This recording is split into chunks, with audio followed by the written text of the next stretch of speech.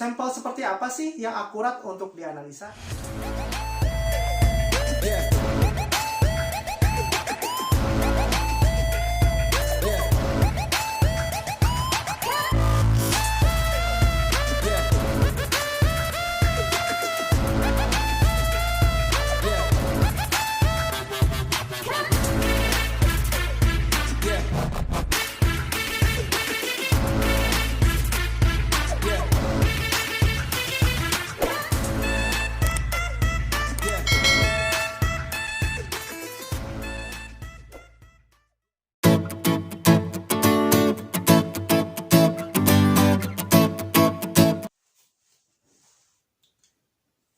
Sampel seperti apa sih yang akurat untuk dianalisa?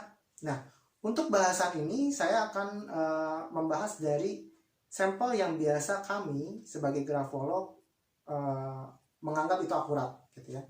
Jadi sampel yang kami analisa itu biasanya adalah sampel-sampel terbaru. Terbaru hitungan jarak waktunya kurang lebih 2 bulan terakhir. Kalau bisa lebih dari 1 sampel, gitu, supaya memperlihatkan pola-pola grafis yang berulang. Sehingga kelihatan, oh ini sifat-sifat yang menetap pada orang tersebut. Gitu. Jadi yang pertama sampel yang terbaru.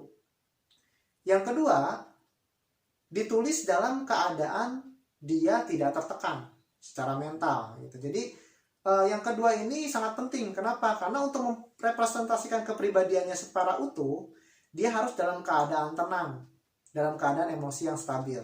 Jangan sampai dalam keadaan dia terpaksa, dalam keadaan dia tidak mau menulis, dia dipaksa untuk menulis. Sehingga akan muncul juga di sana ciri-ciri yang tidak akurat di sana, yang muncul karena keterpaksaan gitu. Jadi sampel-sampel yang dianalisa, yang akurat, itu biasanya dituliskan pada saat dalam keadaan yang tenang atau tidak dalam keadaan tekanan secara mental. Yang ketiga, ini biasanya standarisasi administrasi dalam tes psikologi gitu ya, atau dalam sebuah tes grafologi atau grafotes gitu. Jadi diminta klien untuk menuliskan di kertas yang kosong gitu. Jadi subjek diminta menulis di kertas yang kosong. Ini juga ada maksudnya, nanti akan dijelaskan di video selanjutnya kenapa harus di kertas yang kosong, yang tidak bergaris gitu ya. Yang selanjutnya juga klien diminta menulis narasi panjang gitu ya, 2/3 halaman gitu. Kenapa gitu? Karena semakin banyak tulisan itu semakin banyak pola yang bisa terlihat, sehingga bisa analisanya lebih menyeluruh gitu ya. Jadi klien diharapkan menulis 2/3 halaman, diakhiri dengan tanggal dan tanda tangan lalu nama jelas gitu. Itu biasanya yang dimintakan kepada klien. Dan biasanya diminta untuk menghindari menulis syair, lagu, atau puisi. Nah, itu juga ada maksudnya. Nanti ini akan ada bahasan-bahasan tentang aspek-aspek grafologi yang berhubungan dengan ini gitu ya. Nanti di video-video selanjutnya gitu. Nah, itu adalah sampel-sampel yang diminta dalam grafologi gitu ya.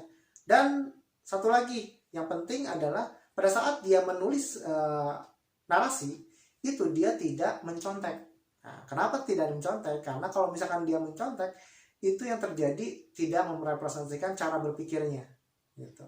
Karena dia melihat dari tulisan orang lain atau dia melihat dari Google, sehingga proses mentalnya tidak terlihat secara utuh gitu. Jadi diharapkan klien pada saat menulis adalah menulis yang ada di pikirannya sendiri. Itu untuk mendapatkan sampel yang akurat. Sampai di sini kita sudah mengenal grafologi. Semoga bermanfaat untuk Anda. Dan untuk selanjutnya nanti akan banyak bahasan tentang grafologi. Jangan kemana-mana, tetap di channel Richard Avandi. Jangan lupa like, comment, dan subscribe.